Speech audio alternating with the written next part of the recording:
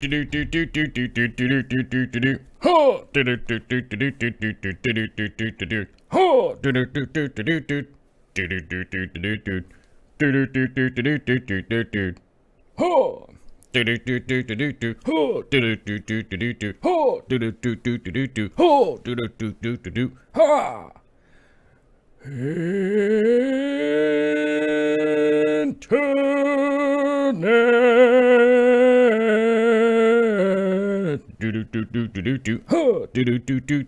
Ha.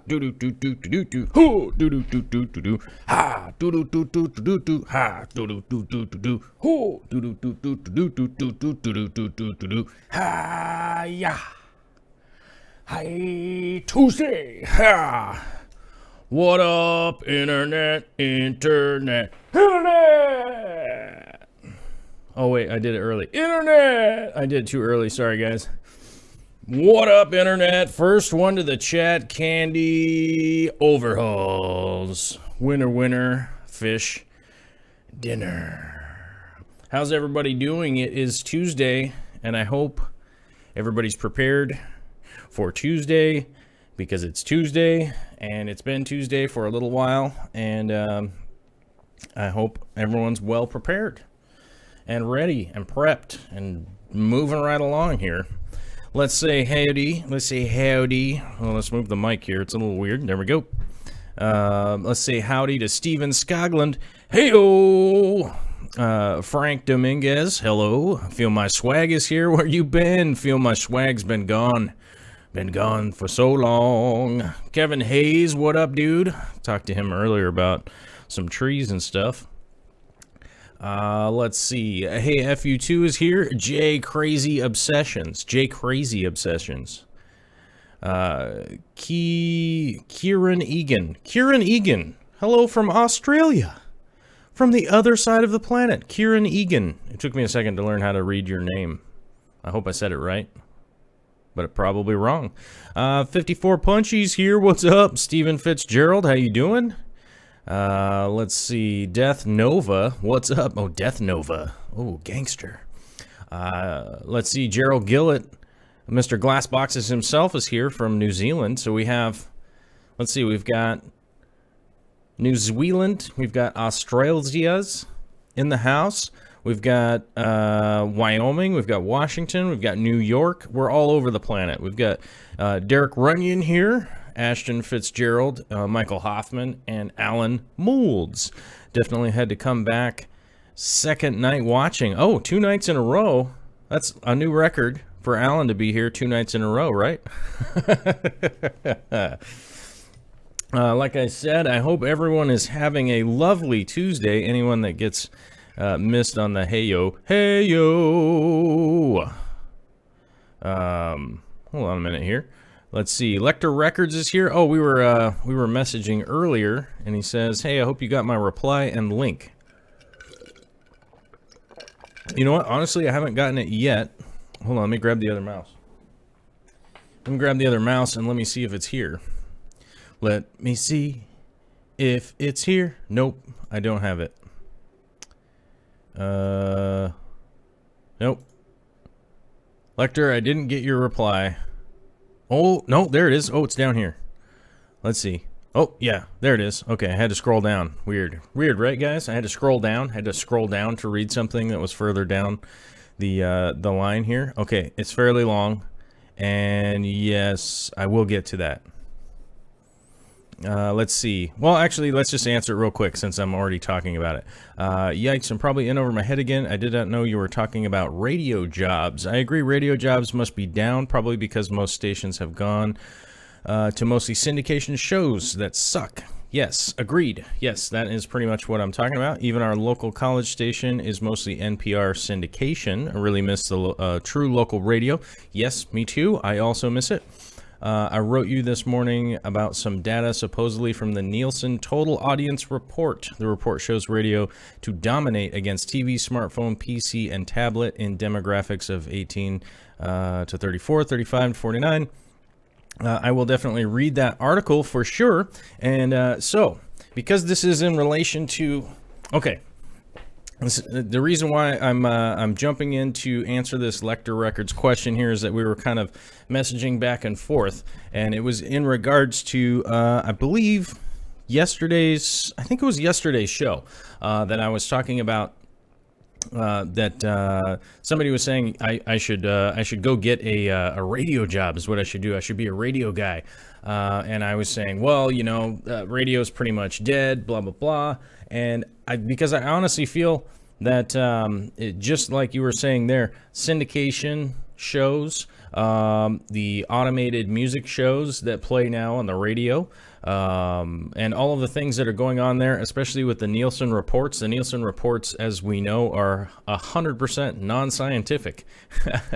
So basically radio shows can go around and say that we have tons and tons, we have millions and millions of listeners, and then the Nielsen guys can come in and say, well, no, you don't, never mind, you don't have that. So what will end up happening is that a lot of big shows out there will end up getting dropped off of syndication because they have no way to actually know if people are listening to a radio show. I don't think radio will ever go away, but I honestly think that radio will become more and more and more like, let's see, what's one of the local stations here? It's like Jack FM or whatever, where they just play songs. And it's just on a loop, and a computer just plays the song, and then there's one guy now who makes sure that the computer's working, basically. It's just commercials and songs, and that's all it is. Commercials, commercials, commercials, song, song, song. I think that format is dead, realistically, because there's just really no way to prove that anybody's watching your show.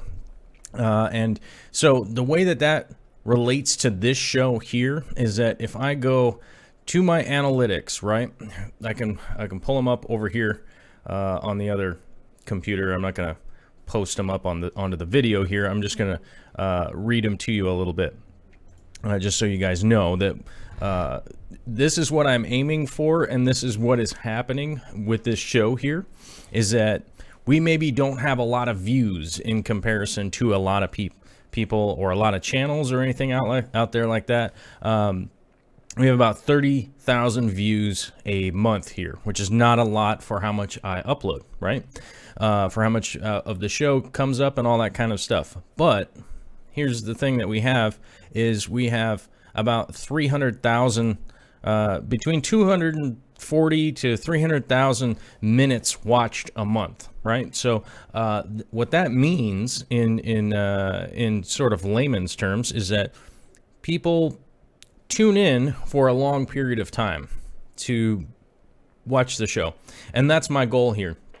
My goal here is to essentially have a, not necessarily, well, captive is the wrong word, but an interested audience, right? I would rather have 1,000 interested people than 100,000 uninterested people, if that makes sense. So yes, this is sort of a narrow niche audience, or whatever, however you want to put it. Like most companies would put it that way, that like, oh, this is such a niche audience that you just do like fish tank stuff and like goofy art stuff and this and that and the other thing. But this is what I like to do. And honestly, if we're a half of a percentage of the if we're like half of 1% of the population, that is still, oh no, we got to do math, guys. That's still 7.5 million people, or is that right? No, that's not right. Hold on, how do we do that math? Let's see here. I gotta get out the calculator for this one. It's such a big number. Whoops. Oh, I get out the check that out. I get out the calculator and I still screwed it up. Divided by 1. Oops, no, divided by 200 equals. Sorry. So if we're half of 1%, so 1 out of every 200 people are into fish tanks, that means that there are a potential, oh, my stupid phone doesn't even show up on this crappy camera. Okay, that means that there's a potential 40 million fans out there, right? If we're a half of 1%, so 1 out of every 200 people that you meet, that's still a potential audience of 40 million people. Now, one of the big reasons that is cool nowadays is that might be a global population, right? Which via the interwebbles that we got going on right now, we actually have the ability to do that. Like, we have people in the chat right now from New Zealand, Australia, New York, England, so all over the planet.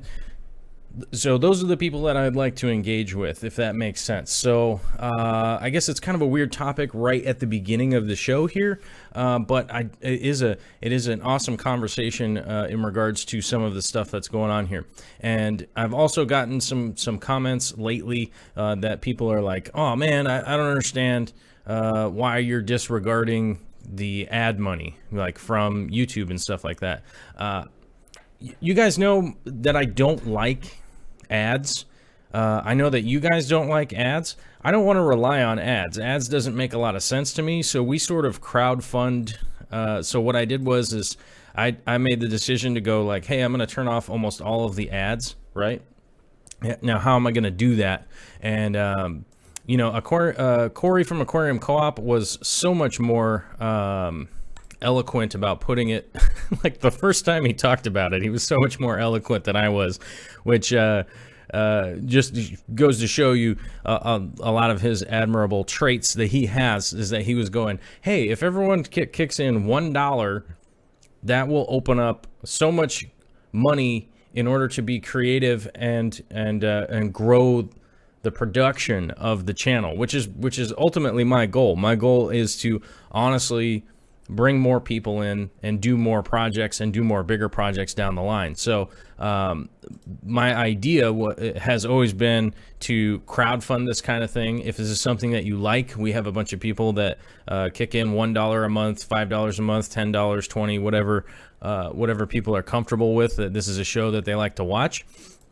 And I'm super appreciative of it, and it's super cool. And also on top of it is that, like, I don't want to talk to Disney Channel and tell them that that I'll do whatever they want me to do. You know, not to say that there's anything wrong with Disney Channel, but Disney Channel is one of the big reasons that YouTube kind of lost all of its funding this year.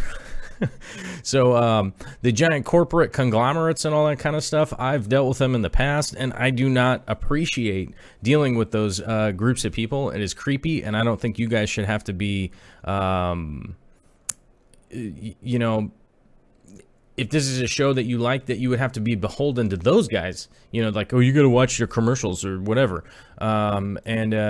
So that's just kind of the way that I look at it, and that's the way that we've been doing it. And I hope, beyond hope, that I'll be able to pay my mortgage coming up. We'll see how it goes, but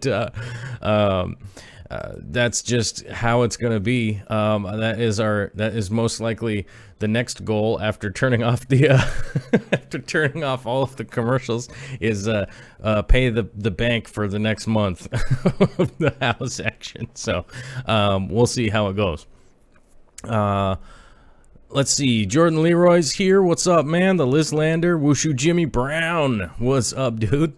Yeah, I know. Sorry, I got a little sidetracked there, but that's kind of the fun of the show here. It's kind of open format, so the conversations with you guys, I love having the conversations about stuff. So let's see. Jordan, no, one of my cashiers had a customer and questions. Oh, okay. Be right back making dinner. Steven's making dinner. Oh, hopefully you make me something good. Nisi says we're getting so close to the Patreon goal. Once it's reached, the show will go ad-free. Yeah, so that Nisi's posting the links up there and everything. So if anybody is interested in that Patreon stuff, trust me, I appreciate the big donations. I appreciate the small donations. It's pretty cool, I must admit. Let's see. How are you coping with the sleep deprivation to watch the show in the UK? The AMA Aquatics is in the UK, and well, let's see. So if it is 4 o'clock here, it's midnight. It is midnight in the UK, so that might not be too weird to be up at like midnight, I think. Oh, maybe they're only 7 hours ahead. Maybe they're only 7 hours ahead, but either way. AMA Aquatics is saying, I I think you're on the right track. The way you're trying to work this, I would stick with it. I am sticking with it, guys. So as a lot of people know that have been following for a long time here, that I'm basically putting everything. Well, I don't know how to explain this so it doesn't sound arrogant or whatever, but I'm essentially putting everything on the line to keep this show going at least 5 days a week. I do want to expand the product that we're able to put out here and stuff like that. So we shall see how it goes. So we shall see how it goes. I think this is the right way to do it. I think realistically, you know, with the people chipping in, I think that's just the right way to do it. I don't think there'll ever really be I don't think there'll really be space for something down the line. And you know, I was recently talking to one of the analytics guys, and I was saying that we were talking a little bit in regards to some of the stuff that if there was ever money brought on board from like a company or something like that, it would have to be a production company that actually wanted to produce something. So, you know, something that comes to mind is something that I was watching earlier today is Mike Rowe's show, which I have to admit is kind of eerie that is being released now, because that is sort of the kind of stuff that I want to be able to do with that show, which is sort of like a pay it forward kind of show. I guess, you know, I can't really think what's the name of it. I can't remember the name of what it is, but essentially they find people out there worth going to help and show up and help them out with their stuff. And they were you know, one of the things that they were doing was they went to go help a what is it, paraplegic hockey team, which was pretty cool show. And that's that's like if a production company came along, that would be kind of the stuff that we'd be doing. But obviously, in regards to the aquarium hobby, is where I would be kind of focusing my my attention in the future, which is the long-term plan. We'll see how that goes. Jordan Leroy has to get up at 6:30 for university most days, so staying up till 1 a.m. UK time, it takes its toll come Sunday, but definitely worth it. You know, Jordan, I appreciate it. I would love to do an early show also, but like I said, you know, we're trying to hit those goals as far as like the funding goes, and to try and be able to do that kind of stuff, because right now my early time of the day is pretty much spent trying to scrounge up any money that I can go find. So not really any better way to put it than that. So but I do appreciate you guys staying up and watching it. I do want to get back to doing some early shows in the early morning, so you guys can because right now is actually like a really good time to go backwards, because right now it's tomorrow in like New Zealand and Australia. It's tomorrow. I think it's noon back there. I think it's noon tomorrow or something like that right now. And so it actually works well now. So my plan for this moving forward would hopefully do one at like 8 a.m. my time, which would make it, so we go ahead 8 hours. It would be like 4 in the afternoon instead of midnight. Yeah, so Teresa Cookie's saying it's 12 p.m. on a Wednesday. Yeah, so that's like, you know, it's Tuesday here right now. It's still Tuesday.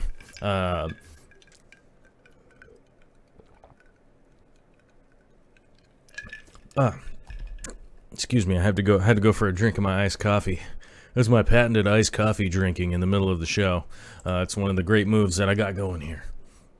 And apparently I've been noticing one of the other things in regards to the fans out there is that I've been noticing that there have been a few comments out there that people listen to this when they go to sleep, and I occasionally wake them up yelling surprises in the background. Which is ultimately interesting. I wonder why my rambling puts people to sleep, but it seems like a healthier alternative than sleeping pills. Or maybe it's just the middle of the night where they're at. And maybe that's the deal. Oh, YouTube keeps changing the layout for the buttons around here. All right, there we go. All right, so let's click on that, and then we go to this, and then we go over here, and we click this one. We click this button, you guys. Dude, there we go. All right, I think that was all the community stuff. We're kind of doing that at the beginning today. As you guys know, I'm a little bit off schedule this week in regards to what I normally, content-wise, come out. Tuesday today is actually going to be our big plumbing day. So the 150 got cleaned today, or in the video it got cleaned today. It got cleaned before with the powers of production. Wasn't actually done today, but we got the plumbing going in for the overflow and stuff, so we can definitely get in depth where people have questions about that kind of stuff. And tomorrow we will be doing substrate and hardscape. So if anybody is still confused about substrates and hardscape, we'll be going over that pretty in depth tomorrow, including I'll be showing you the layout of the substrate going into the 150. I'll be showing you the rocks, the driftwood, all of that kind of stuff going in tomorrow, which should be pretty interesting, I think. So that's today's video, and then tomorrow's video, so hopefully people want to tune in for that. Let's see. Jordan Leroy, honestly, after Aussie rules football training earlier, I may fall asleep. Well, if you fall asleep, just leave your computer on. so you know, it looks like lots of people are watching. You know, if you just get, you know, if we could just get one of those companies, you know, out there to throw 1,000 extra views on there for us, you know, that'd be cool. You know, a couple. Get a bunch of people sitting in one of those cell phone farms to hit the like button. You know, it would be pretty cool. Stuff always cracks me up. All right, so let's see here. Joel, your voice is soothing. Definitely a great way to fall asleep. Surprises! Where are those dogs at? I don't know where those dogs at, but the UPS guy is probably going to be here pretty soon, I'm guessing.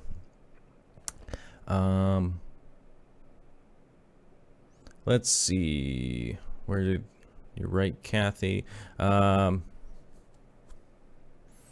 Kathy Babe says, I'm picking up what you're laying down. Thanks, Corey, for sharing Corvus with us newbies.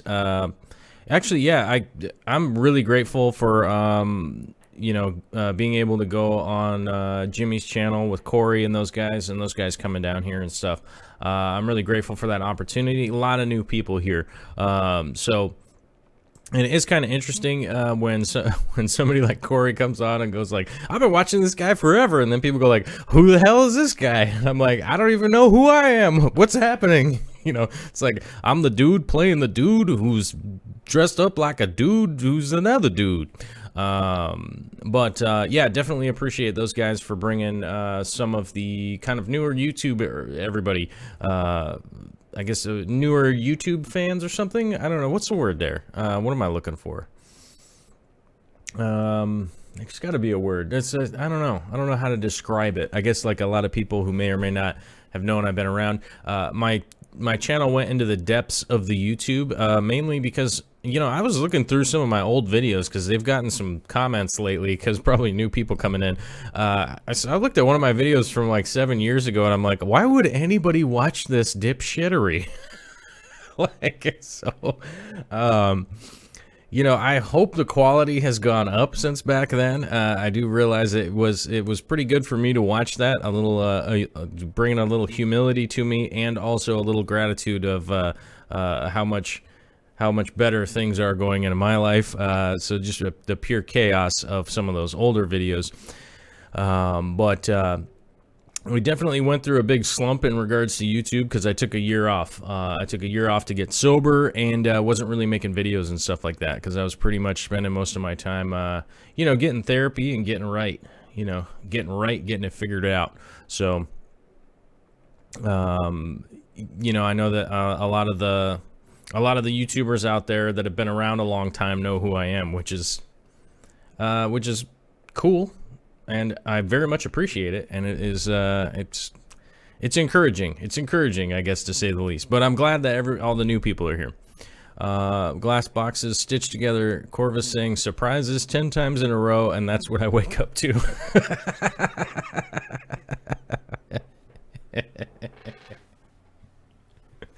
I gotta figure out. I have a video from Glass Boxes Gillett himself. I forget what he's saying in it. Let me check here. I gotta find this. Hold on. Let me find it. Scrolling through. I think I talked to Gillett too much. Oh, here we go. Hold on, let me play it. Yeah. Oh yeah. Oh yeah. Oh yeah. You guys hear that? Oh yeah. So it's Gillett going, oh yeah, and I play this for Vicky, and it makes her lose her mind, and I think it's brilliant. Well, I honestly think it's brilliant, and I think it does the trick. It does the exact trick that I think it's supposed to do, and that is to drive my spouse crazy and make her go nuts, which I think is, I think that's the whole goal, right? So I think it's pretty funny. Let's see, Kathy Babe, need that on a t-shirt. Let's see, you got me at, you had me at surprises. I like it. Let's see, Cape Cod Tropical Fish Keeper, what's up? Do you think I can use some ICX for fungus? I know it's not for that. Do you think it might work? Well, first off, I need to know what fungus you're talking about.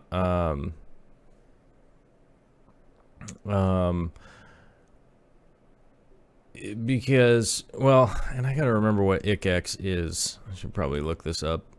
But I think ICX does kill fungus, I think.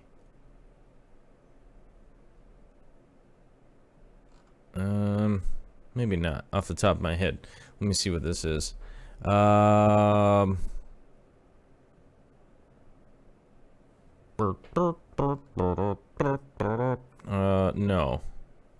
ICX does not. Well, I guess ICX would do some fungus for treatment. No, I wouldn't use that. I think levamisole would be the one that I would go to, off the top of my head. I would have to know what kind of fish fungus we're talking about here. I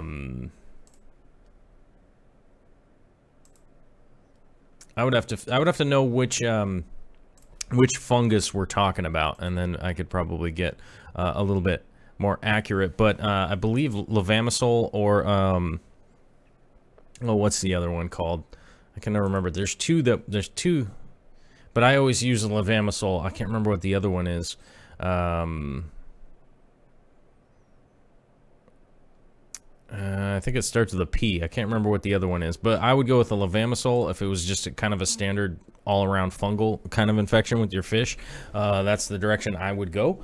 But ICX, and well, I think ICX might kill some fungus, but mouth fungus on a platy, guppy, swordtail in a 55-gallon. Whoops. Oh, hold on. Oh yeah, AMA Aquatics, the fendendazole is the European one, so I guess it really matters where you're at. But levamisole is the American one. Let's see. Cape Cod says, having some issues with my 55. First, I got bacterial fin and tail rot with Popeye. I used Furon 2 and it worked really well. Then around 3 weeks to a month, I got this fungus on one of my platies. Well, one of the things that could probably help, so if you have, let me see, what all stock did you have in there? I think you said swordtails and platies and something else.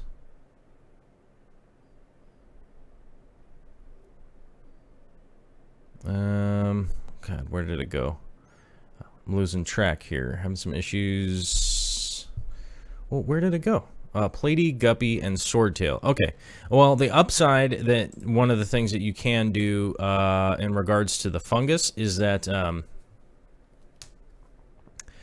with platies, swordtails, and guppies, one of the biggest and easiest treatments that you can do is salt.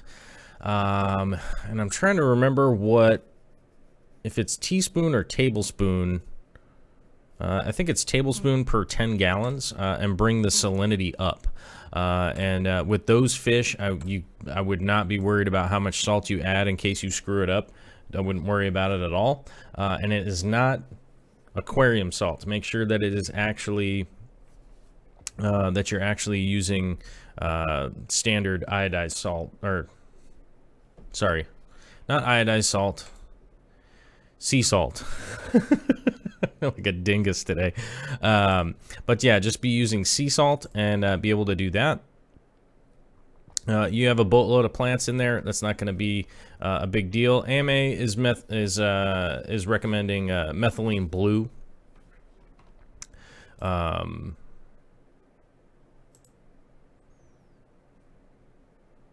I don't know what Teresa said, but she took it away. I don't know what it was.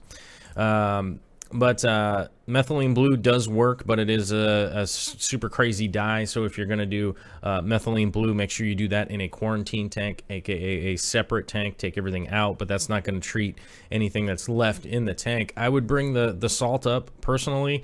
If you don't have a refractometer to be able to check your salinity in the tank, then you're basically going to be doing, I think it's a tablespoon per 5 gallons, I think. Because it's 1 teaspoon.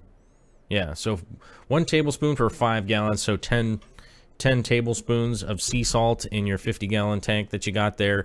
But that's really, what you're going to have to do is just up your salinity a little bit, and that will knock out that fungus that's going on.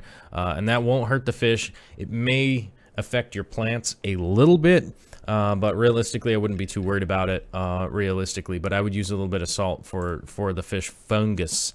For the fungus. But just remember to use sea salt that's non-iodized. I don't know how I said iodized salt, but just to go through that is going to be the easiest and safest way to treat that.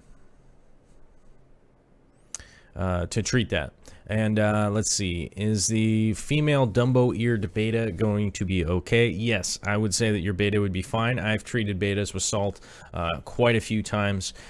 They are a hella resilient fish. As long as your ammonia is good, then you're gonna be pretty good. You're gonna be in a good spot. But that's the direction I would go.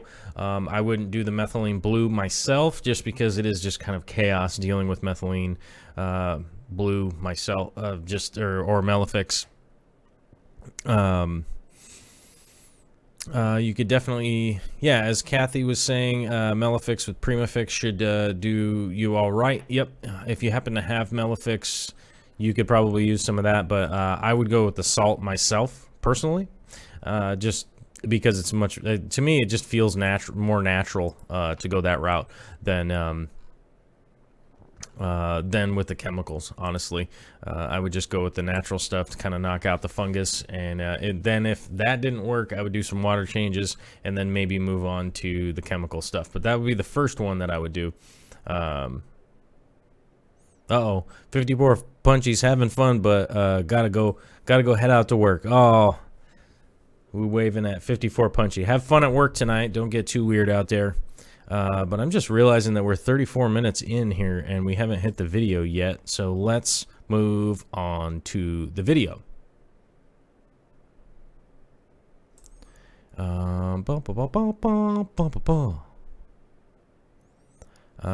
Este Glez is asking, how good are you in chemistry? I need help with my chem homework. I am pretty good, but I cannot help you with your homework. That's why it's your homework. I would say that I'm adept at chemistry, but you know, sure, but it's your homework. You got to do it, you know, right? Isn't that how that goes? Anyhow, we're 35 minutes in, so I have to plug the Patreon again, I guess, or go to darkstararts.com and click through the Amazon banner, or hit the like button. Share this out on Facebook. Oh, and let me, where the hell is Nisi? Nisi has a Facebook group, and I cannot remember the name of it for the life of me, but it is over here somewhere. So let me find it real quick. Oh, hold on, I know how to find it super fast. It's not Fish Fam, but Fish Fam is cool. Oh man, I'm so disorganized today, you guys. I'm just so disorganized. Where'd it go? Can you mention the Aquarium live stream information page? Okay. All right, so I'm gonna have to, I guess, look that up.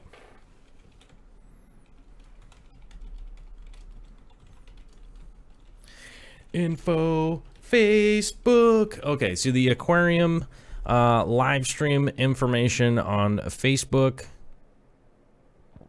And hopefully Nisi will put the tag up in here. Well, that's not it. I guess we gotta go home.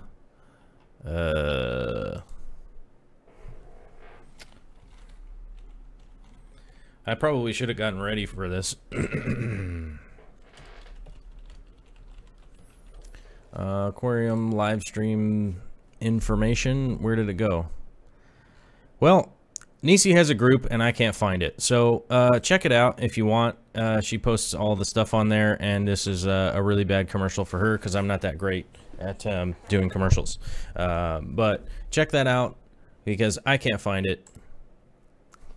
I don't know. I told Nisi I would give her a plug, and that was the worst plug ever. But Nisi has a group on Facebook for the Aquarium live stream information page. And I can't find the hot link for it. Maybe somebody else has a link for it. I don't know. Or just search it into Facebook. But Nisi has a group on there where she keeps everybody posted on who's going live and all that kind of stuff. Great little page. And she was just asking for some help. And since she helps out on here so much, I'm like, yeah, cool, man. I'll let people know about it. I check it out and all that. Bracken's here. Where's the video? He's asking where the video segment is. It's coming up. I got totally distracted talking about nonsense and answering people's questions, which I think is good. I think it was a good thing because we're interactive here today, you guys. We're interactive, and there we go. Glass Boxes has posted it. I think that's it. Glass Boxes posted it into the chat, and there it is. And I like it, I follow it, and there it is. Okay, cool. Mr. Gillett passed it on. Gone Mad just got here. We want bumper stickers, please and thank you. I am working on getting together some stickers. It's one of the reasons I was kind of disjointed when I got on here. I just got off the phone with a marketing guy that I've been doing some, you know, breaking out some marketing and design stuff. So some designs around here will probably be changing at some point in time. All right. So, oh, Angelo's Fish, what's up, man? How you doing? Second the vote for bumper stickers. Okay. Well, we'll get to stickers coming. I was planning on having stickers ready for the Chicago Aquarium experience, the aquatic experience, aquarium experience, the Chicago Aqua Experience, whatever the hell it's called, the big convention out there. We'll be going to that, and we'll be doing that. Hopefully by the time that I go to Chicago, if that makes any sense. But we're on to the video section. Finally, we're on to the video, you guys. It's no longer boring. You can even see a reflection of my reef in the great camera work that I did here. Amazing, right?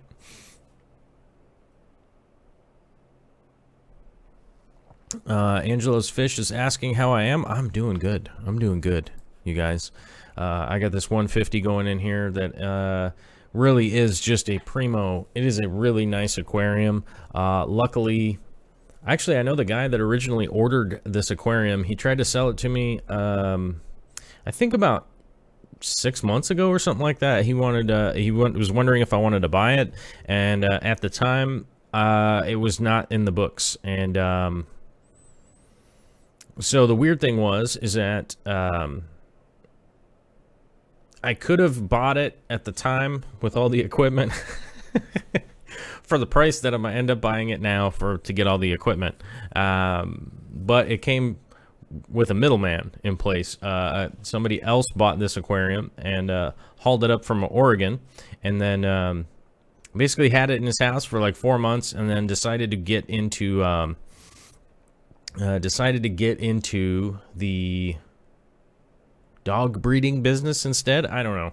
And so I ended up getting it off him, but I'm pretty stoked for this aquarium. It's really nice. It's cleaning up really nice. I do have a little bit more buffing than I thought was going to need to happen to it, but hopefully I'll be able to knock that out tonight and show you guys just a little bit of sanding, a little bit of acrylic polish and sanding that needs to go on with just a little bit of this tank. Otherwise, it is a pretty glorious undamaged tank. It's in really good shape, and I'm pretty stoked for it.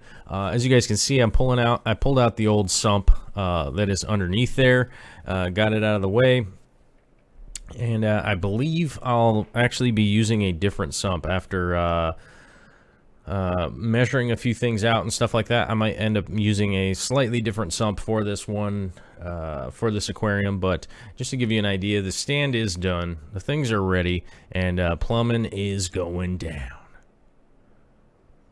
The 1-inch return lines will be in a different video. This is mainly focusing on the 1.5-inch ABS overflow that is actually going to be coming down through the center of the 150, through that overflow and coming back down.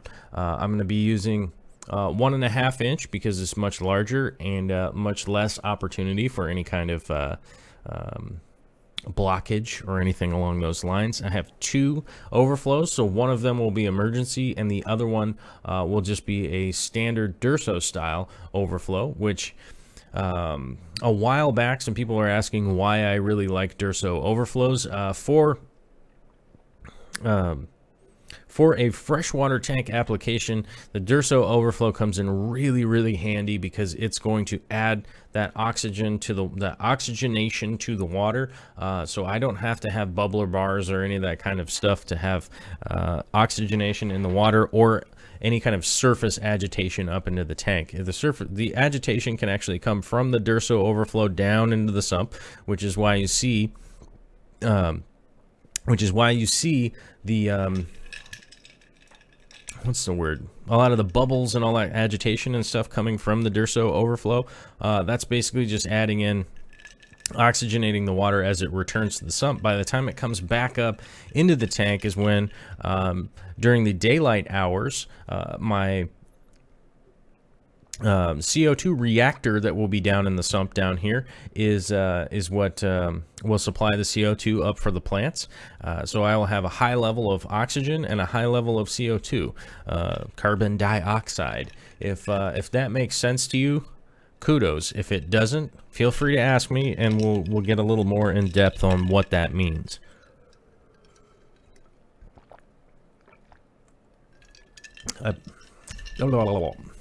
All right, sorry, I had to have a little drink there. Gotta wet my whistle of my my iced coffee. Ashton Fritz is just in time for the video. Carson says it's a nice sump. Kevin Hayes says great sump. It's a decent sump. I'm not 100% enthusiastic about that sump, but I'm 90% enthusiastic. I do have a hole to plug on it, and I do have to patch a little bit of the top.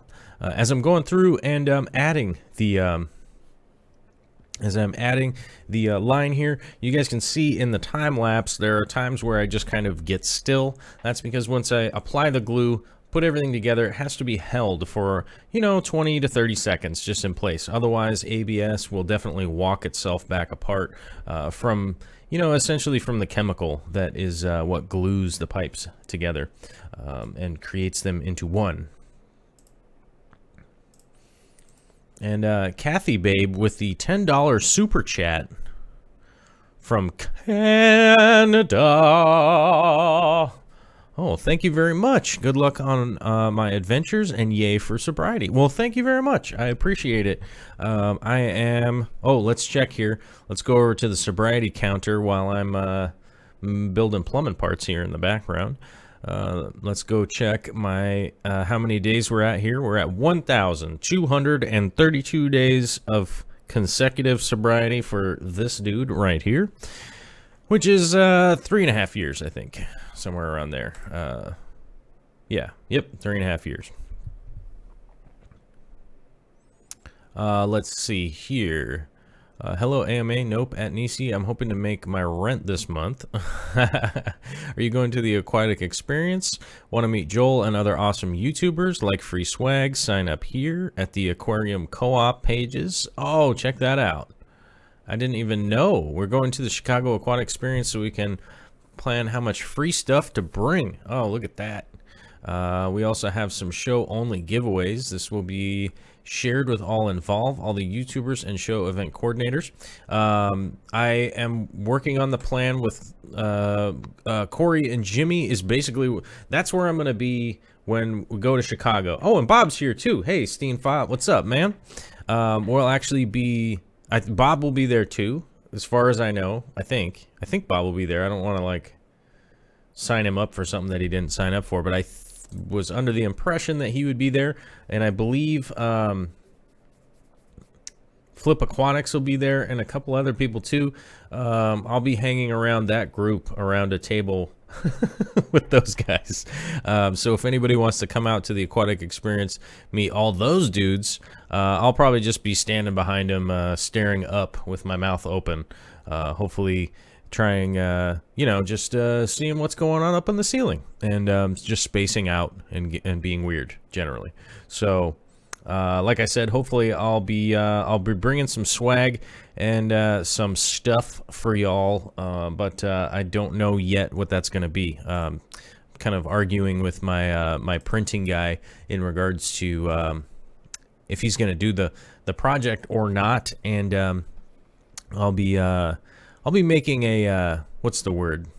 I'll be making a decision on that fairly soon. So it looks like right now I'll probably be bringing like bumper stickers or something along those lines, most likely, because my print guy's being a huge douche. And there's just really no other way to describe it. He's just being a huge douchey baby right now. So I doubt being able to make some really, really cool, fancy prints will happen. So we'll end up probably be doing some stickers and stuff like that. One of the things I want to make, because I'm an old school punk rocker, I want to make patches. That's one of the things I want to make. I'm just trying to think about what to put on them. You know, because if I just put my name on it, it would be weird. If I put... I don't know. So I'm trying to think about what to put on it. I can't put surprises or later on it because that's just weird. So I'm trying to brainstorm an idea of what to put on some patches. And I'm thinking maybe just like a I don't know. We'll figure it out either way. Somebody was asking what I was going to put in here, and then we got the super chats, and then I got confused. Here we are. Bracken was asking, so are you just going to do red crystals or an assortment? I really like all the white caradinas. My preferred shrimp, to go in here is going to be the shadow pandas. The shadow pandas are the ones that I want to start out with this colony, which is it's just a type of crystal shrimp. They're just like they're basically if a blue bolt humps a a King Kong type looking crystal shrimp, that's kind of generally what some of them will get thrown off there. But as you guys know from breeding crystal shrimp, they will throw all sorts of crystals. So that's realistically what will be going in here is crystal shrimp, and then we'll be working on breeding them. At some point in time, I am going to isolate a few tanks for not necessarily culls, but for the ones that I may or may not want to be continuing to crossbreed and throw some more specific some more specific shrimp or whatnot. But in the meantime, I'm gonna go back to doing the big shrimp colony in a big tank and pissing off the internet. I don't think anything pisses off the internet more than doing a big ass fish tank with just a ton of shrimp in it. They get mad. So many people get mad, especially when I had my 240 with just crystal shrimp in it. It's like, I don't know how many, I get comments, emails, I get messages, I get people like, what the hell is wrong with you, man? What is wrong with you? Oh my God, what an idiot, you know? And I'm like, well, you might have a 240 with one arowana in it, and I might think that that's really dumb. Or like one skate in it, you know? You're like, I got one stingray in my empty 400-gallon tank. Seems super dumb to me. But everyone's liable to have an opinion about what they like or dislike, and there's nothing wrong with that. I generally don't waste my time lashing out at people if they do something that I don't like, because it just seems to be a huge waste of time, unless it's like infringing or hurting someone else, if that makes sense. So, but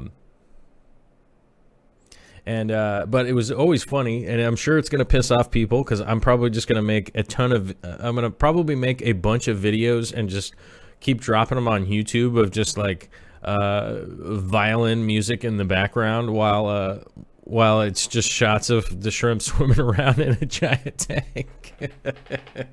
Or like one beta. I've done that before too, and I still get comments about one beta in a 180-gallon tank. And then you know, and then I'm just like, yeah, man, what up? I do what I want. Oh my God, Carson, there's a 400-gallon on Craigslist right now. You gotta message that to me. Don't put it in the chat. Message it to me on my phone. Carson, message me that one. I'm gonna check it out. Let's see. I'm gonna try to catch up here with the chat. Looks like a crystal black shrimp. With blue instead of red. Yeah, yes, that is pretty much what the shadow pandas look like. Well, they look like a King Kong with blue markers on them instead of like white stuff on them. Yeah, some people are saying that I do need a let's see. Hold on, I'm trying to catch up with the chat here. I know this is something for another video, but what substrate are you going to use? Bracken, that is tomorrow's video. Tomorrow's video is substrates and hardscape on this 150. So anybody that's interested in what substrate is going in here or want to have conversations about substrate, tomorrow is your video. I am always happy to answer people's questions about substrate for sure. It is one of those things that I have done way too much research on. Kevin was asking me today about some fruit tree stuff that he's working on, and I started getting into the substrates. Oh man, I gotta know, you got a nitrogen recharge with your if you have an orchard, you got to make sure that you plant your companion plants and make sure that you're cycling through 3 companion plants every year to make sure the nitrogen recharge is there so that your apples can grow. And Kevin's like, I got one little tree, it's a year old. It's like, I'm getting weird, man. Okay.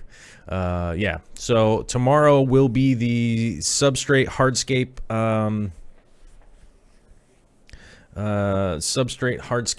and rocks and that kind of stuff, and driftwood will be tomorrow's video, so I checked that out. And somebody was saying I need a where the hell did it go? Side note, the Toys R Us news hit me in my pocket hard, as that is one of my main clients. I do cast for retail, not enough work suddenly. Oh yeah, that sucks. Somebody was saying that I needed a logo, and sorry that I can't give you props, whoever it was, but somebody was saying I need a logo, and as I was saying earlier in the video here, I was on the phone with my marketing and design guy to work out. Ah, damn it, Steamfod already bought it. God damn it, Bob. Okay, well, either way, I'm sure Bob will give it a good home. I'm sure Bob will handle it, and I'm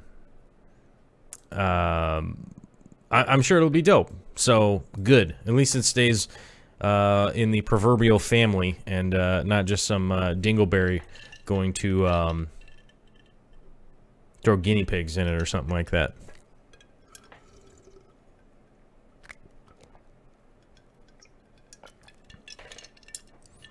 All right, I had to get a little wet my whistle there. Sorry, but the logo design stuff is happening. That was the guy that I was on the phone with.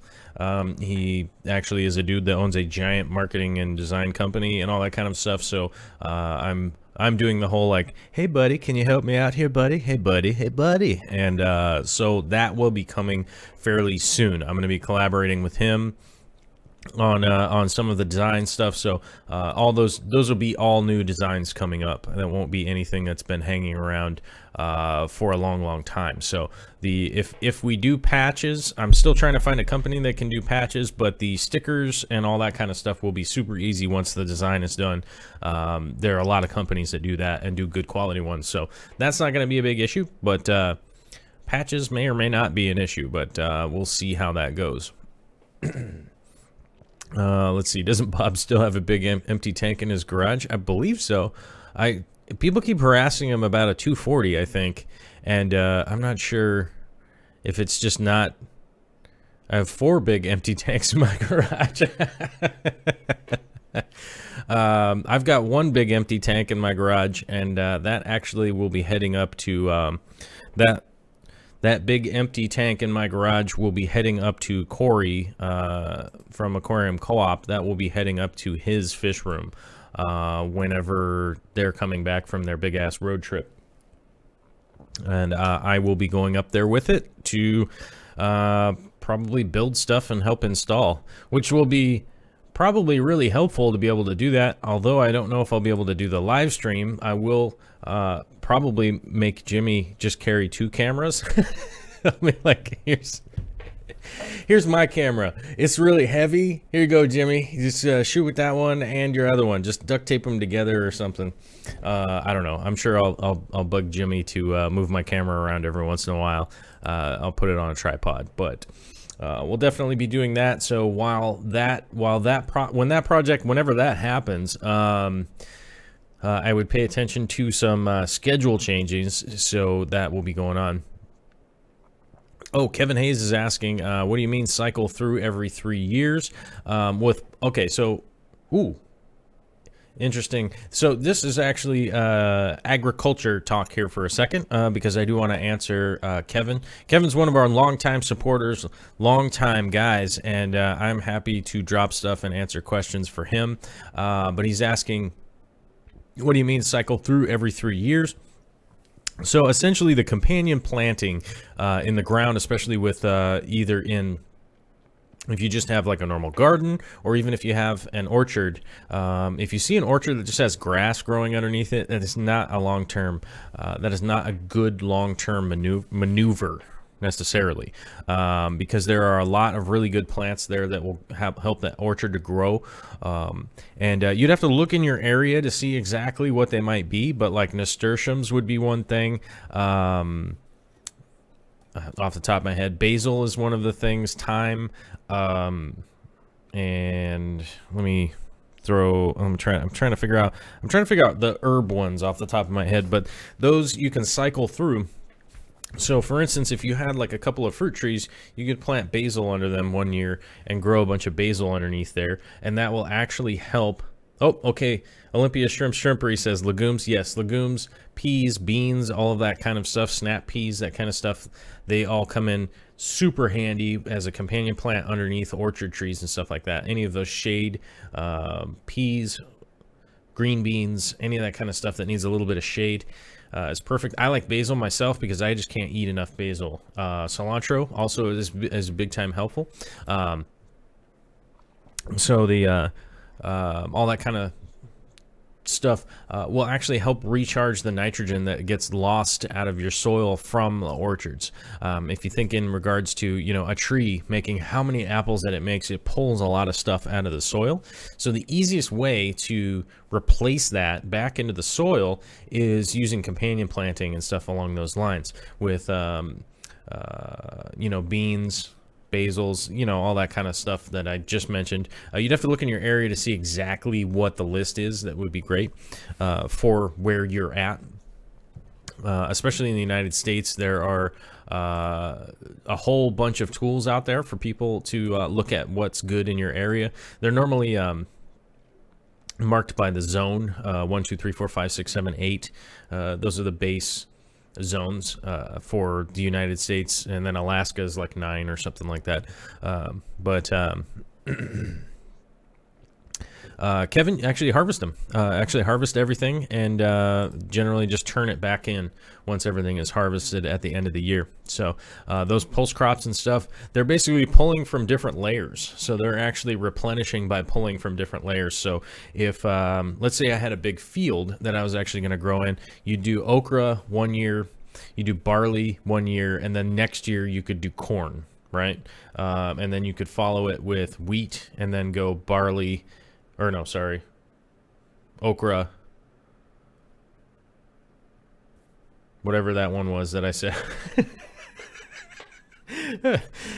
Normally I have like a year lead in to know what I'm going to plant next, so I don't have to remember them that quickly. But as you cycle through, that's actually going to recharge the soil for the next planting, if that makes sense. You know, so if the okra pulls from up here, then the beans do next year. Then, you know, then you would do the corn the following year. So instead of just keep cycling, same concept as the way they cycle crops in the fields. Yes, yes, for no-till. And no-till is the way to go. You do not want to waste your time trying to find maneuvers or manure and that kind of stuff. Dave's Nano Tank says aquariums. I love aquariums. Yes, you probably missed the video portion, which was in the middle just of the show here. We're winding down to the end of the show. It's 1 hour and 1 minute in, so now I'm just kind of answering people's questions at this point. But today was cleaning acrylic. How I cleaned the acrylic. This is the easiest and best way to clean an old acrylic aquarium or even a glass aquarium is get an old t-shirt, rip it up into chunks, and use straight white distilled vinegar that will clean and sterilize everything. That will clean and sterilize everything that you're doing with a brand new aquarium like that. If you guys notice that I used a shop vac to clean all the liquid out, that's because I'll just take water around after I've done the vinegar and just run a little bit of water over everything, rinse the vinegar down, and then vacuum everything up out with the shop vac. So it's that's realistically some of the hot tips that I'd give you guys. I've had a lot of people ask me, what do I do if I buy a used aquarium? That is the way to do it. Vinegar is the way to clean those old aquariums. It is the simplest, easiest, and cheapest way to do it. And like I said, if you use an old cotton t-shirt, like an undershirt, that will be the best way to do it, because the cotton won't actually scratch the acrylic if, you know, unless you accidentally scoop up a bunch of sand and then rub the sand all over it, then it will get scratched. But that is the best way to do it. The cotton won't scratch the acrylic. If you use paper towels or anything like that, you will scratch the acrylic. The wood fibers in the paper towel, that wood fiber will scratch acrylic when you go wiping it with your super fancy muscle power. Once you start jamming that in there, the wood fiber will scratch the acrylic. The easy way to figure that out is if you go find somebody who's been cleaning their glasses with paper towels, you will look at it and see all those fine scratches on there, because most glasses nowadays are actually made out of a hardened acrylic, and they will get scratched. So just a little hot tip for you guys, that almost everybody has an old undershirt with maybe mustard stains on it, maybe some ketchup stains or something like that. Rip that up into shop towels and order yourself a nice looking undershirt.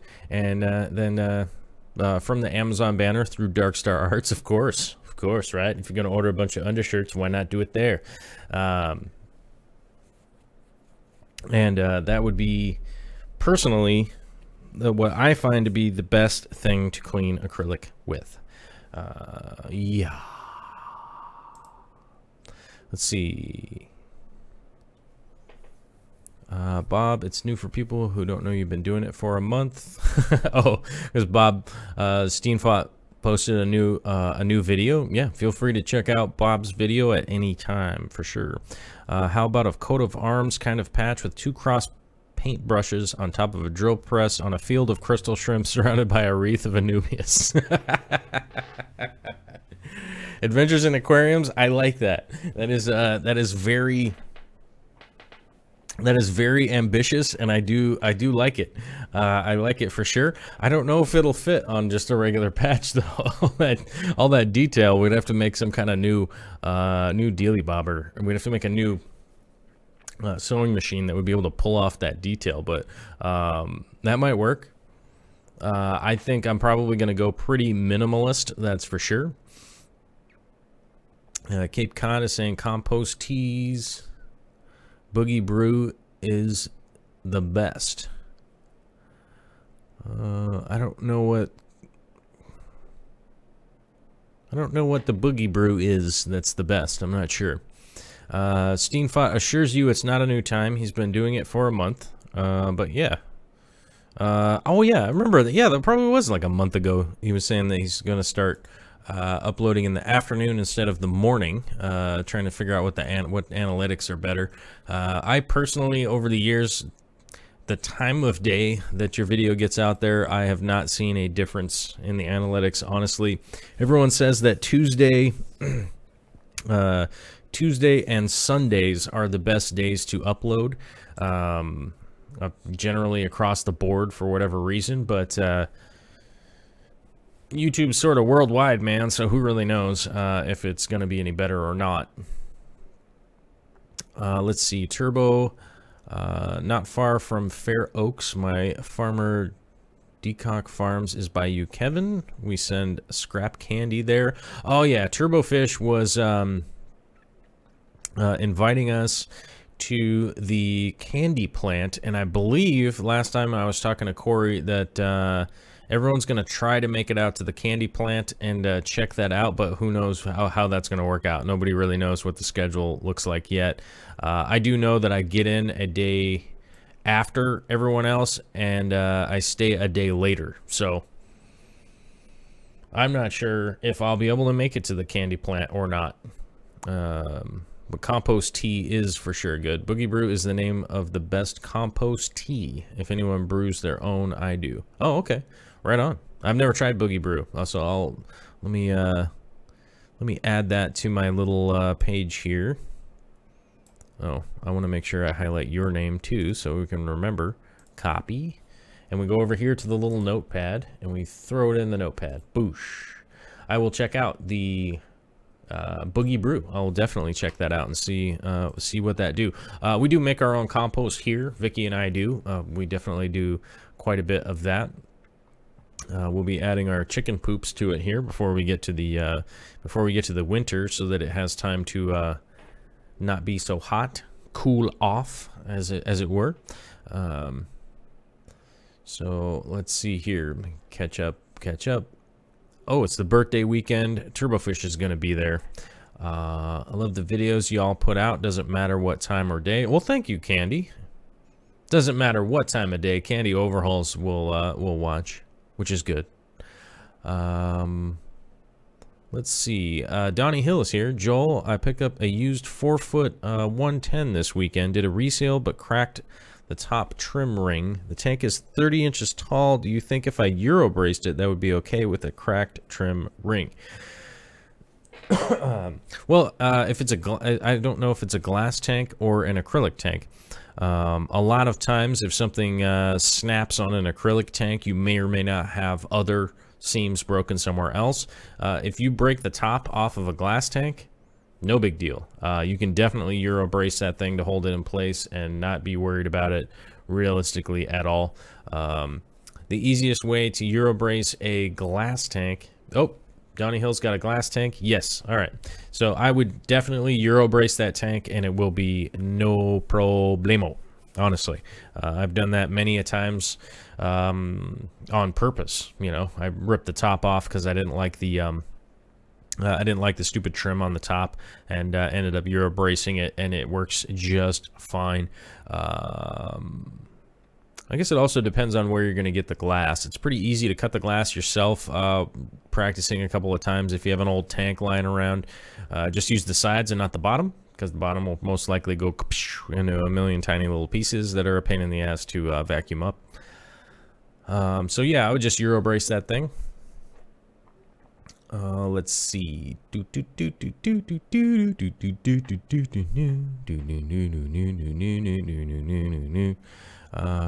Let's see. Yep, so it's glass tank. That's what I would do with that. Dave's Nano Tanks. I use Skimmate from my Reef Tank Protein Skimmer in my garden. Not an expert at either, but it seems to work well. I would not be using Skimmate in your garden unless you have a way to isolate any of those any of the salts that are going to be in there, any of the salts that are invariably going to end up in the Skimmate. You could eventually end up with far too much salt in your soil, you know, and then you end up with a miniature Oklahoma dust bowl all up in your garden, which is not friendly. That is not a fun time. So I would watch out doing that with the Skimmate. Because you could, obviously it'll take a long time to really get a ton of salt added in, but you will be adding it a little bit by little bit. Let's see. Wow, Dave, I figured salt content would be too much for plants. I'll have to look into that. Yeah. I mean, it realistically is a small amount of salt, but it is salty. If you've ever gotten Skimmate in your mouth on accident, this guy right here, it is pretty damn salty. So I would be aware of that situation. If you're adding that much salt into your garden, you could eventually end up with a problem. That salt doesn't necessarily go anywhere, especially when it's added to the earth. The soil, I mean, not the earth. It originally came from the earth. It came from the earth. All right, guys, we're at the point where I got to give a big shout out to all the Patreonizers. It is huge. We have a new Patreonizer today, and I want to make sure that I get this right. And I clicked on the wrong button. Kieran Egan, brand new Patreonizer today. Thank you very much. We are charging towards the end of the month here, where everyone gets charged. We're charging quickly towards the end of the month. We're moving fast. We're accelerating speed towards the end of the month, which is when the Patreon patronizers get charged. It is a once a month. It is a once a month kick in from you guys. We have some goals here to hit for sure. I'm gonna try to pay my bills this month. We'll see how that goes. It looks like we'll make it, especially with people like Keegan Egan, or sorry, I'm saying Keegan Egan. Sorry, Kieran Egan. Keegan's my cousin. Sorry, Kieran Egan. That's a hard name to remember. I'm gonna have to get used to saying this one, because that one's that's a trippy. It's a trip with the tongue. Brand new to the Patreon. As I'm sure a lot of you guys know, the super free, cheap and easy way is to subscribe and hit the like button. So let's try to break the record here with hitting the like button. I don't know. Maybe we'll break the record. I don't know. I doubt it. The record's 100 million, you know, but we got to try and break it, right? We got to try to break the we got to try and break the record, right, of hitting the like button and all that stuff. So, all right. So to give big shout outs here to the patronizers at the very top, tippity top of our patronizer list here, we've got Aquarium Co-op at $250 a month, which I don't know if anybody's ever going to pass that up. Maybe if Jeff Bezos around here or something gets in and tries to beat Corey, I guess. I don't know. But that's definitely huge. But he's being outdone by the crowd now. He's being passed up by the crowd. You guys are all funding it, and you know, the crowd is beating out Corey, right? Which is kind of the whole thing, right? Dude, the power of numbers. So right behind him, Steven Skoglund at the $40 a month mark. Thank you very much, my friend. Kieran Egan, as we said, is new to the Patreon. The Fishy Mailman at $20. Kieran Egan at $20.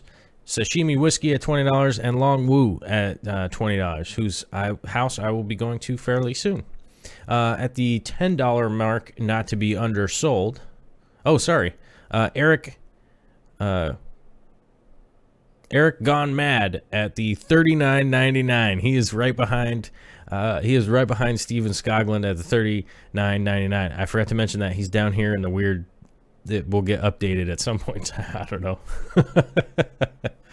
At the $10 mark, we've got Joel Gillett, Pax, Vince Grippa, Denzel Gregory, Nick K Aquatics, Rob Hicks, Matt Gilmet, Jack Betts, Cichlid Bro, and the original M-Den Hollander, and Jennifer J. Sarchicino.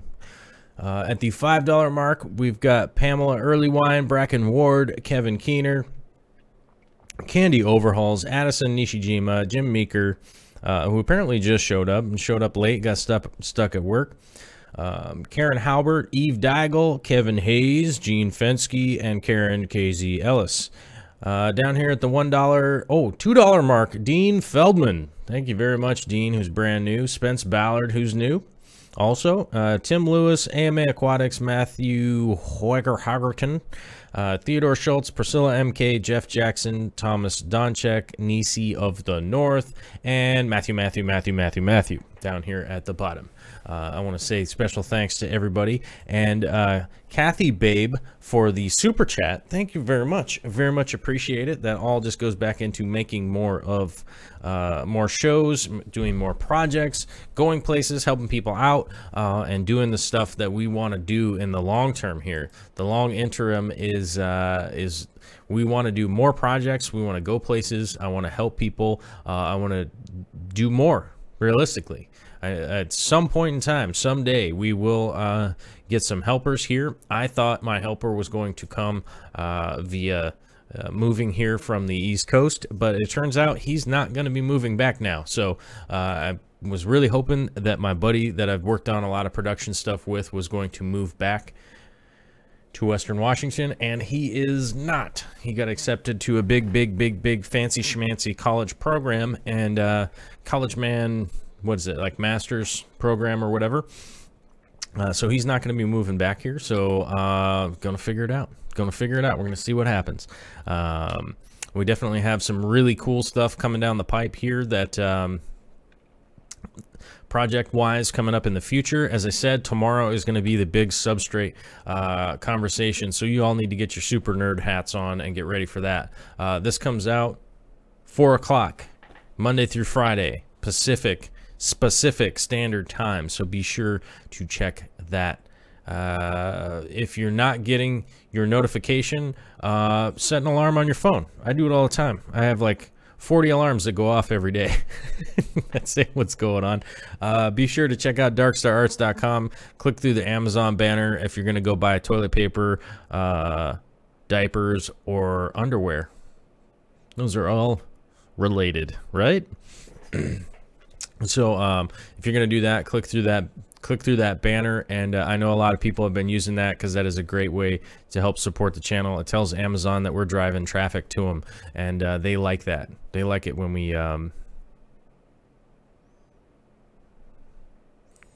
Dave, nano tanks, I would say, yeah, watch out for the salt in there. And yes, you do not want to taste it. I can verify that you do not want to taste skimmate from your skimmer. It is freaking disgusting. Oh, sorry, tried to post the website for the open source compost tea from Boogie Brew. Just Google Boogie Brew and you'll get the recipe. Yeah, you can't, unless you're a moderator, you can't post links into the chat. That is one of the cool things about being a moderator. Let's see. I have an open source recipe. All right, I think I'm kind of caught up. Let me get to the bottom of the chat here. Oh, Victoria's here, my lovely lady. There she is, being sneaky. What's with the wood-paneled minivan on your door? Oh, the wood-paneled minivan right over here? That is the cover from a Black Keys album. I can't remember the name of it. And squirrel underwear. Squirrel underpants. That's what those things are over there.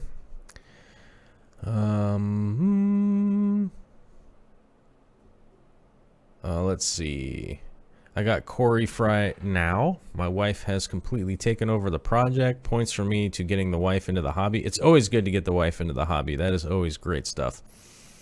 Let's see. At Mary Beth Mabe, that's good. You can also check out my Patreon. Yeah, check out AMA Aquatics Patreon for sure. Check out anybody else's Patreon, that's for sure. I'm not saying I'm the only Patreon that everybody should do.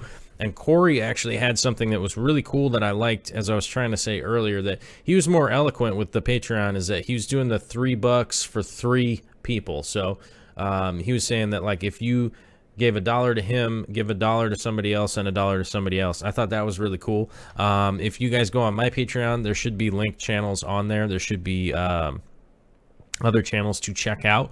If this is the kind of stuff that you guys like, this is the way that we can subvert and get around trying to utilize our budget as best we can. You know, it's like if a big budget studio had 10 grand, they wouldn't be able to make a show.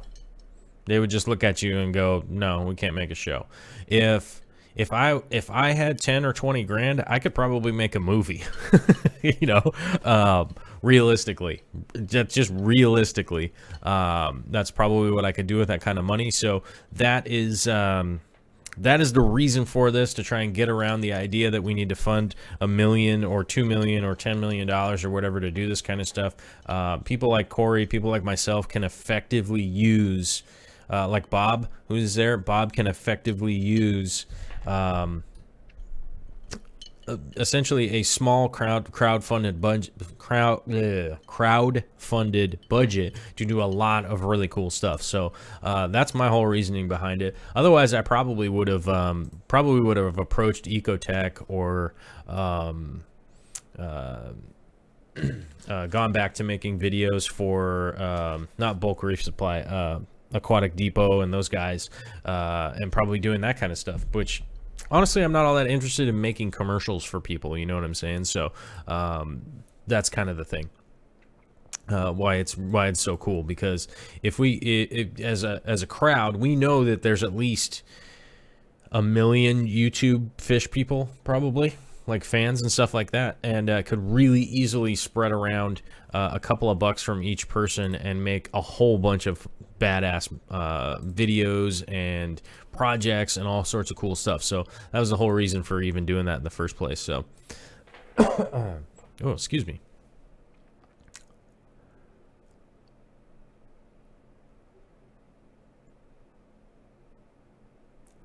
All right. Well, that I think is it for the show tonight. Oh, the Lysander. Here we go. Have any tips for setting up a CO2 light cycle, trying to avoid gassing my fish?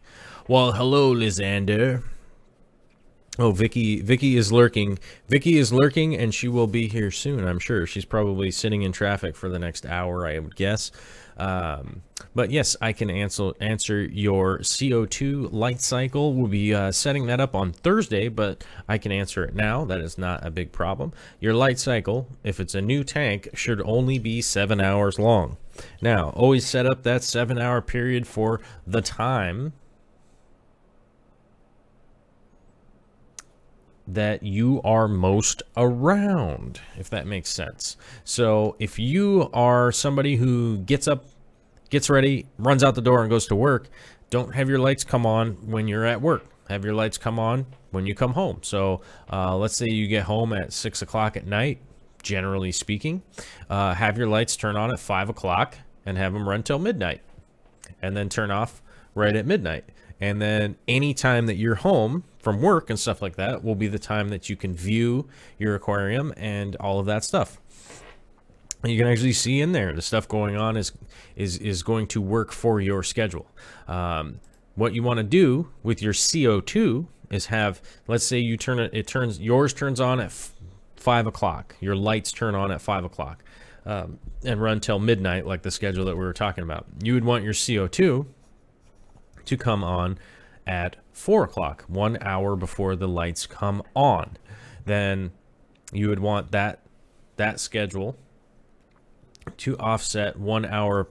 So your CO2 will turn off 1 hour before your lights turn off. And then that would be the only time that you have either of those run. And that just really makes it simple. That's the simplest way to do it. You won't gas your fish. You won't have any real like crazy stuff going on as far as the CO2 fluctuation or any of that kind of stuff. If the CO2 comes on an hour before, you have an opportunity for the CO2 level to build up. And then as soon as your lights come on, your plants can start photosynthesizing and not have to wait and go, oh man, maybe there's not enough CO2 here. Obviously your plants don't talk. They do in my mind, but that would be the best way to set up your light cycle. You might be able to make your light cycle a little bit longer in the future, but if you just set up your tank, 6 or 7 hours is plenty, especially for a planted aquarium, to get enough light for them to operate, or for your plants and everything to grow properly, and it to be a nice functioning cycle for everything that's going on. What's the word I'm looking for here? Maybe down the road you might be able to do it. I know myself included, with a whole bunch of other people in the past. I know I want to say about 10 years ago, but more like 9 years ago, everyone was trying to come up with new light cycles. Everyone was trying to come up with 3 hours on, 4 hours off, 3 hours on, and then the rest off. And no one really found any kind of benefit in regards to in regards to these crazy light cycles. Almost everybody saw the best benefit from 6, 7, 8 hour cycle and then off the rest of the time, with the CO2 ramping up before the lights come on and then turning off before the lights turn off, if that makes sense. Carson says let's see, 5.5 thousand, 5.5 thousand subscribers. We're up to, oh, we're just one shy of 5,600 subscribers now. Yeah, it's great to see all the new faces in here and the peeps coming down the pipes, if you know what I'm saying. Everyone kind of showing up. We'll see how everything can or will grow here over the future, but I'm glad to have everybody here. It's good to see the subscriber number going up. We do like that. So hopefully someday we'll be able to do some big ass projects coming up, like fly out to Tallahassee or Oklahoma and fix somebody up a new dope tank and teach them some stuff and do all that kind of stuff. So all right, that's going to be it for today, because we're 1 hour and 27 minutes in. Oh, Frank Dominguez.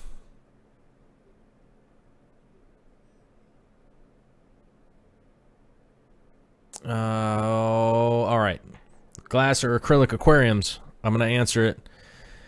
I'm going to answer it real quick. We got 2 minutes to answer it, and then I really am going to have to go, I don't know, do something else. Acrylic tanks for me all the way, for sure. Glass tanks are overly heavy. They have to be resealed at some point in time in their life. Doesn't matter how well you take care of them, the silicone will have to be resealed. If they get a scratch in a glass tank, good luck getting it out of there. You're probably not ever going to get it out, even though it is much easier to scratch an acrylic tank. There's something you can do about it. There's something you can do about the scratch. And on top of the fact that glass is so friggin' heavy, I'm never going back that route again. I'd probably do some glass tanks on some nanos or something at some point in time. If, oh, as Vicky said, or fly someone to Seattle for projects. That is going to be the big thing, is hopefully flying in some guests. As we said earlier in the show, people were asking the question, and I don't think I addressed it, to have other people come on here. I would definitely want other people to come on here. We want to do more of that. We want to be able to have people on here to talk to and stuff, which the plans are in motion to try and get that going. But one of the big issues is being able to... you know, even just cover people's gas money to come out here is going to be an ongoing issue. So that is one of the things that we are currently dealing with at the moment, is trying to figure out how to do that. Woo! If that makes sense. All right, and back to the acrylic or glass tanks. I might do some more nanos someday in glass, because... you know, Fluval actually makes a really cool nano tank. If you guys ever saw all those old nano tanks I used to have, Fluval still makes those. I really dig that that glass tank. I might do some of those someday. Who knows? But I don't think I'll ever do a big ass glass tank ever again. It is a total nightmare. Vicky says, room and board, see the sites, help with projects, and learn stuff. Yes, that is pretty much the way to put it. Mary Beth Mabe, AMA, I found you on Facebook along with Steven Skoglund and Corvus too. Oh, right on. Thanks for those people on Facebook that share it out. Big props to all you guys. Thank you very much. It is kind of a thankless thing that you guys share out the stuff that you like. But thank you for sharing it out. I know that that's one of the super free ways to help out stuff that you like. You can hang it out there and do all that kind of stuff. So, all right, guys, we're gonna end it up here because we hit the 1 hour and 30 mark. So have a fantastic Tuesday out there. Stay safe. Don't get super weird. Get just relatively weird within the safety boundary, if that kind of makes sense. So we will holler at you tomorrow at 4 o'clock Pacific Standard Time. And check out Nisi's, speaking of Facebook, check out Nisi's Facebook page, the Aquarium live stream update, which hopefully she'll post it in there at the end of the video here.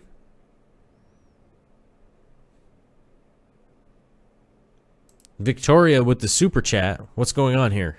It just says, hey, man. Victoria's super chatting.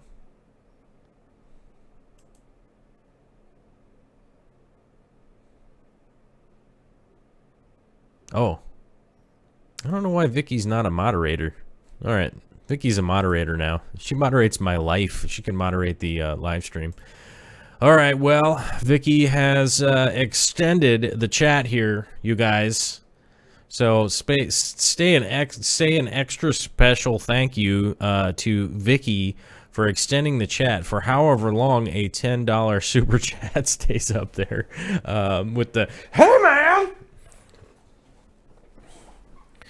She's dropping surprises on everybody, so I guess we'll be here until that stays on. So say thank you to my lovely spouse, the Victoria there. Keeping us on here for a minute.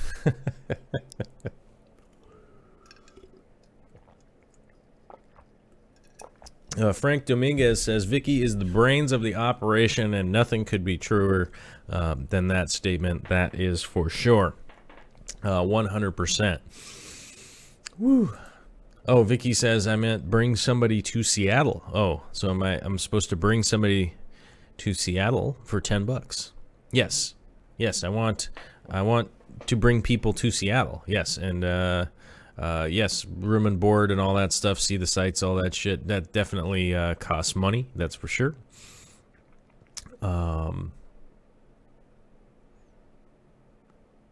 So we're staying on here. I'm trying to find somebody's question that we can answer. Where did it go? Ah, my chat's like flopping around all weird. Oh, the Lysander was saying at Dave's Nanotanks, what kind of silicone are you using? 100-gallon doesn't sound too much like a nanotank. Well, no, 100-gallon isn't a nanotank, but he's building a 100-gallon with half-inch glass, and yes, it is heavy. Yes, I have built 100 gallons with half-inch glass, and that glass is super freaking heavy.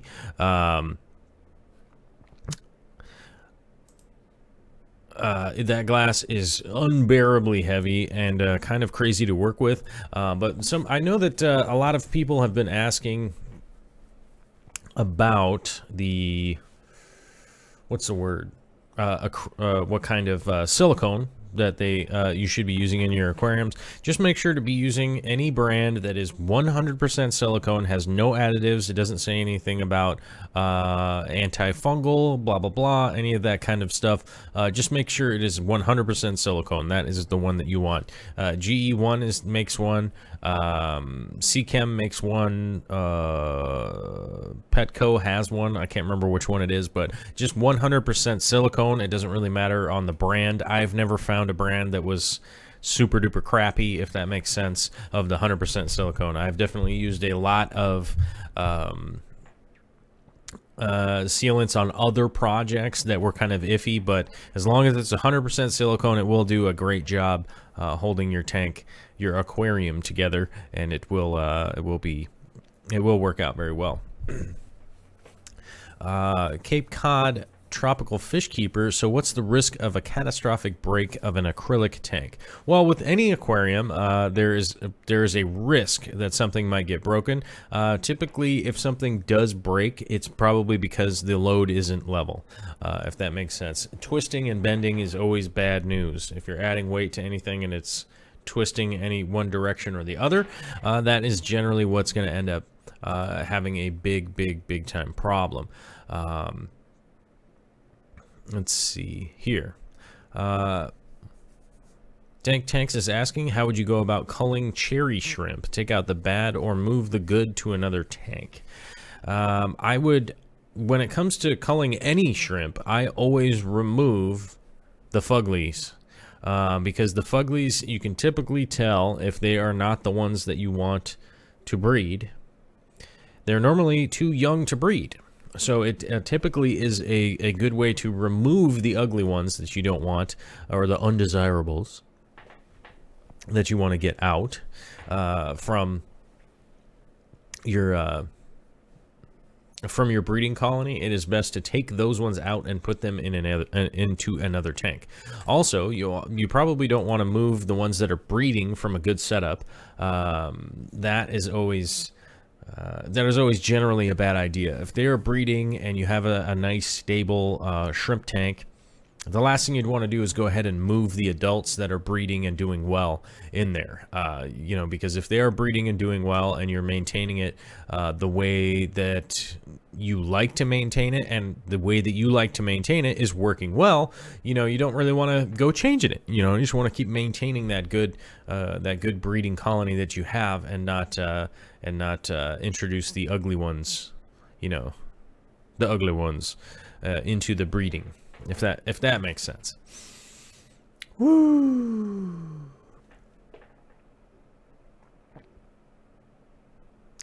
In the painting behind you, are there specific molecules being painted on there? Yes, but that actually is a finished painting, and I can't remember what molecules I painted on there. For about a month after I got done painting this painting, I knew what the molecules were, but they are specific molecular chains that I cannot remember now off the top of my head at the moment. I'd have to go over and look at them for a little while and remember which ones are real and which ones are fake. The light gray ones, some of them are fake. They're just artistically put in there. Hey, that looks like a good spot. But the black ones are 100% actual molecular chains. I would just have to go look at it and remember what they are. I don't remember what they are off the top of my head. And I think I made this one last year, at like the end of last year. The glass was free, so there will be a tank. Oh, that is awesome. That's good. Free glass is awesome. Steve Scoglin's asking acrylic thickness for a 36 by 36 cube. A 36 by 36 cube. I'm just trying to think how many gallons that is. 888, 24, 24, 24. How tall is it? How tall would... So 36 by 36 by 36 cube? A 36 by 36 by 36 cube. I know the last one of those that I saw was a was glass, and that one broke. 36 by 36 by 36 tall is a crazy dimension for a cube to hold water properly. So I think if it's 36 tall, it would have to be like inch and a half, inch at least. It would be an inch at least if it was 36 tall. If it was 36 by 36 by 12 tall, you could be a half inch easy, and that wouldn't be that big of a deal. But acrylic will bend at that rate. Even at that 12-inch height, acrylic will bow over time. So you would actually need to do a top cutout on that tank. So keep that in mind if you're doing something that big. You won't be able to do a rimless. Well, you can do a rimless. You just have to remember that it is slowly going to bow over time. We had one that was 24 wide by 4 tall. Or sorry, not 4 tall. That was 24 wide by 14 this way, and then was 14 tall, perfectly rimless, half-inch acrylic rimless, and over like a 5-year period, it bowed out, and that thing is not that big of a tank to be completely topless like that, all just topless flopping around. It'll bow out. You know what I'm saying? So. Be sure to make a top and do a nice cutout, and you'll actually be good to go. But I don't know how tall that thing is going to be. If it's 36 inches tall, you're starting to get into some serious weight and pressure and stuff to be working on. All right, guys. Well, the extension has expired, and we're looking to be at the end here. Vicky is asking about velvet and a couple other things, and I'm going to have to talk to her about those when she gets home, because I'm going to call her on the phone if she ever lets the show end for today, because there will be a show tomorrow and a show Thursday and a show Friday. So Mary Beth Mabe is asking how much for one of your stickers that you are taking to the AE Chicago, the Aquatic Experience Chicago. I'm probably just going to sell them for whatever it costs me to print them. So I wouldn't expect them to be more than a couple of bucks. I'm gonna have to check how much it's gonna cost to print them. But I'm pretty much just gonna, if I'm not gonna just hand them out, then I'm probably just going to charge whatever it costs me to print all those stickers. So I was going to do some, like I said, I was going to do some artistic prints that were a lot like the shrimp paintings that are actually all wrapped up over there and getting shipped out. Those are going out. I'm pretty stoked for people to get those. There'll be similar to that, but like I said, my print guy is just being a douche,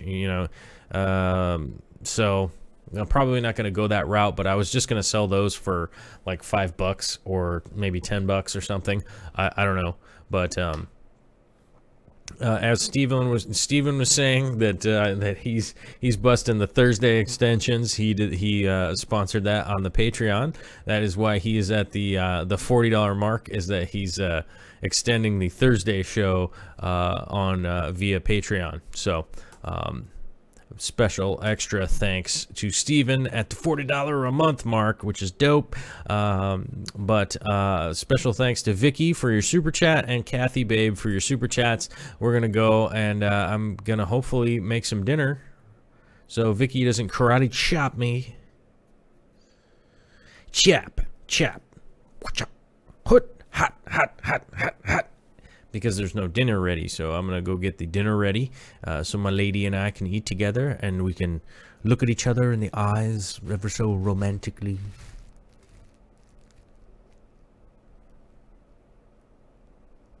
Later.